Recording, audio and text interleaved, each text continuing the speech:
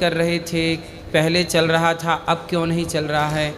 क्या गुरुजी अपडेट उसका चाहिए काम था? कम चलने लगा तो निकाल दिया काम से। अच्छा, काम करते थे आप कहीं पे? जी। जॉब करते थे? जी, मेरे हस्बैंड जॉब करते, कितना कमाते थे? 25,000। तो भगवान की भक्ति आप करने लगे तो भगवान शायद ये कहना चाहते हैं कि भाई तुम अपना खुद का काम शुरू कर लो ऑनलाइन का। आप 25,000 क्या 50,000 भी कमा सकते हो। ईश्वर आपका भला चाहते हैं, ये भी तो आप सोच सकते हैं ना। आप यही क्यों सोचते हैं कि हम भक्ति करने लगे तो हमारा काम बंद हो गया।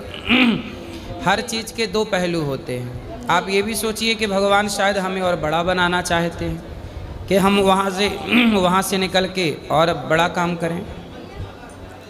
हर चीज़ बेटा ईश्वर को दोष नहीं होता। भगवान ने आपको हाथ पांव दिए हैं, काम करने की शक्ति दी है, काम करके कमाओ। अमीरी मेरे गरीबी। बच्चे को एक्सीडेंट हो गया, कल चोट लग गया। चोट लग गया? कैसे एक्सीडेंट हो गया? सड़क पे जा रहे थे, बाइक वाला के चढ़ा दिया पैर पे। तो सड़क के बीचों बीच जा रहे थे आपके किनारे नहीं, से? ये बच्चा है, किनारे ही जा रहे थे।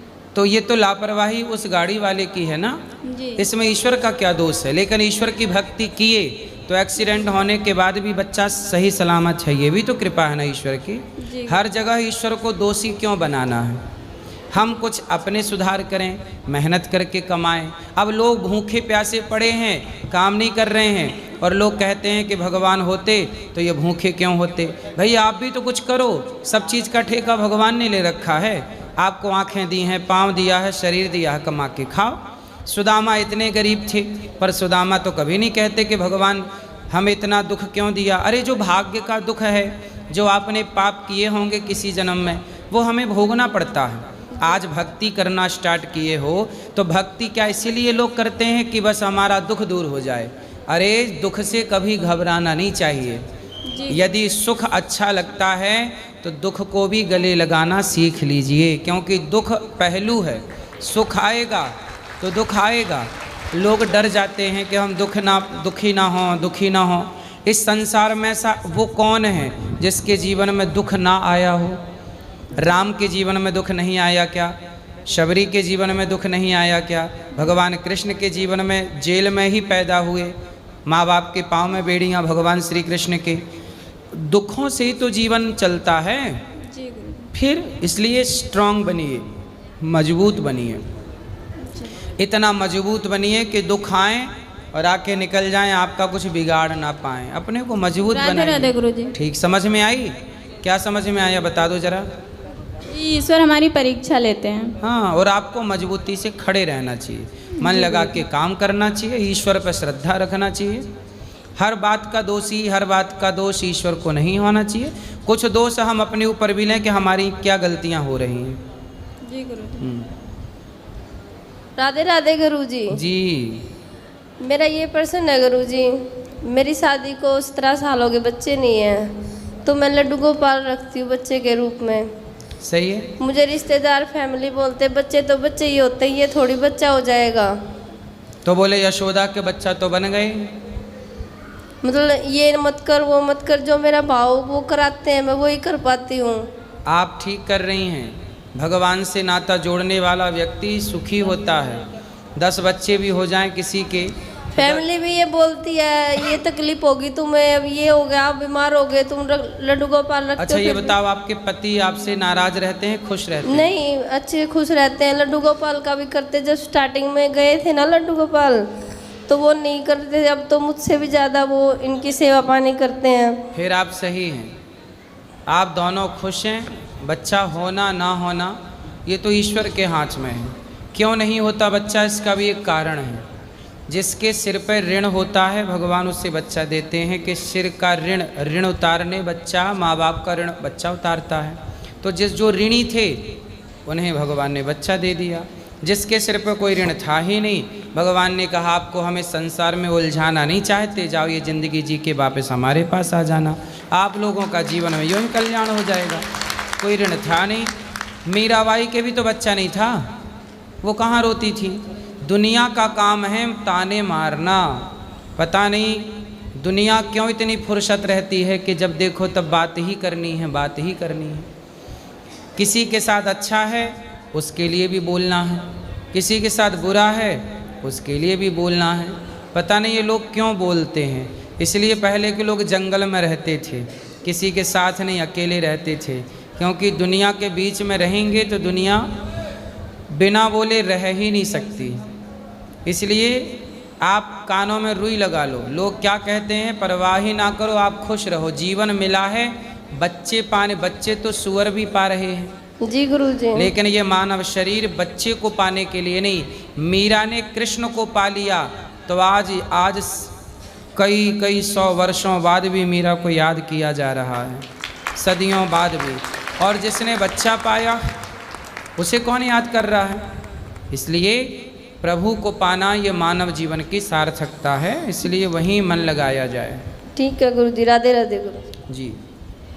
राधे राधे गुरुजी। जी।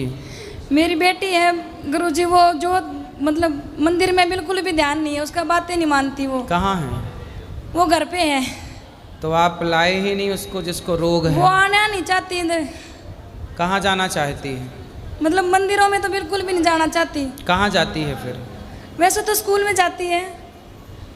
स्कूल में जाती है, क्लबों में भी जाती है? नहीं, ठीक अभी है। 18 साल की हुई है, +2 की है बस।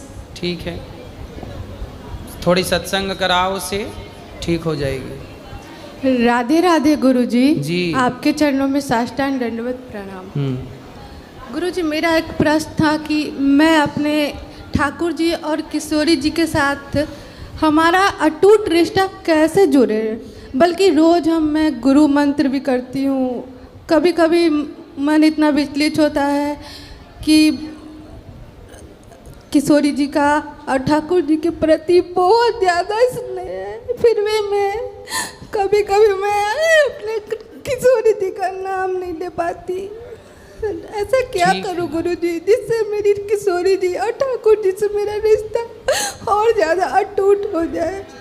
अटूट है, भक्त और भगवान का रिश्ता सदा से ही अटूट है, कभी ना टूटने वाला है। इसलिए आप सत्संग करिए, नित्य कथाएं सुनिए और नाम जप करते रहिए और काम करते रहिए अपने घर गृहस्थी का।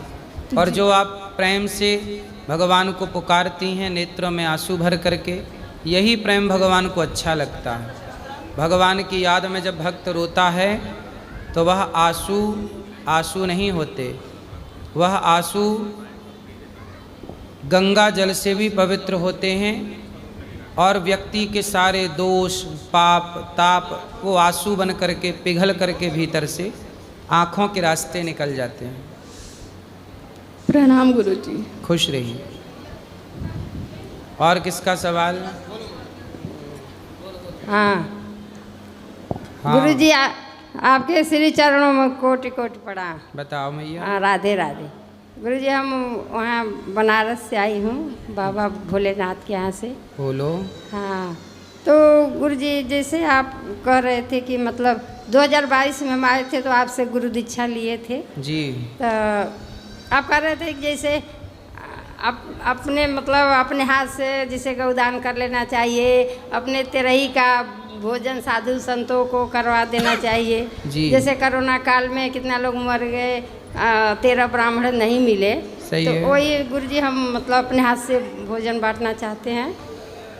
और ये जैसे माला जाप करते हैं तो जैसे मतलब मूर्ति रूप ध्यान करना चाहिए कि मनुष्य रूप का जैसे ध्यान करना चाहिए? भगवान का जो विग्रह हैं, जगन्नाथ जी हैं, बिहारी जी हैं, इनका ध्यान करना नहीं, चाहिए। आप कहते हैं कि नारायण के जैसे हाँ। शिवसागर में है तो भगवान श्रीमन नारायण का ध्यान करते रहिए। जी। रुक जाता नहीं, बतिया लो दा कई हाँ बतियाला मैया, बतियाला। देखिए हम छोड़ दीजिए, हम बतियाएंगे। छोद्या लाला। हाँ कई ठो प्रश्न बतियावा पूछना है मैया, गुरुजी से। बतियावा का बतियाई। जैसे कि रूप ध्यान करते हैं तो कई रूप मतलब याद आता है। जैसे महाभारत में अलग रूप है विष्णु भगवान का, और विष्णु पुराण में अलग रूप है। हाँ तो सब रूप अलग अलग हैं। तो कई रूप अनेक रूप रूपाय विष्णवे प्रभु विष्णवे। हाँ। अनेक रूप हैं पर वो एक ही हैं। इसलिए राम का, कृष्ण का, नारायण का, हरि का, आप विष्णु का ध्यान करें, वो एक ही बात है। नहीं, जैसे आप कहते हैं कि क्षीर सागर में लेटे हैं, उन्हीं का हाँ, ध्यान करना चाहिए। हाँ, भगवान नारायण लेटे जैसे हैं। महाभारत और रामायण में है, क्षीर सागर में लेटे हैं, तो उन्हीं का रूप ध्यान आता है। सही है ना, सारा जो आप ध्यान जिनका भी कर लें वो सब सही है। राम का, कृष्ण का, सब सही है। नारायण के मतलब वही। हाँ, नारायण का ध्यान करिए, जी। एक ही बात है। हाँ, तो नहीं तो ऐसा रुक जाए, तन पूछ लो कई थे प्रश्न। वही कहते हैं कि गुरु जी तुलसी जी के, जैसे सूर्य भगवान को जल देते समय जैसे तुलसी के पौधे में गिराना चाहिए या किसी पेड़ पौधे में या जमीन पे? भाई कोई बर्तन रख लो और सूर्य भगवान को जल देते समय कोई नीचे बर्तन रख लो जी, ताकि छींटे भी ना उछटें और जल भी हो जाए। फिर वो जल आप क्यारी में डाल दो, कहीं भी डाल दो। अच्छा। तुलसी के पौधे में नहीं गिराना चाहिए? तुलसी में भी दे सकते हैं, पर कोई बर्तन में दिया जाए, फिर वो बर्तन के जल को विसर्जित किया जाए, वो ज़्यादा बेहतर है। जी, तो वही कर रहे हैं गुरु जी की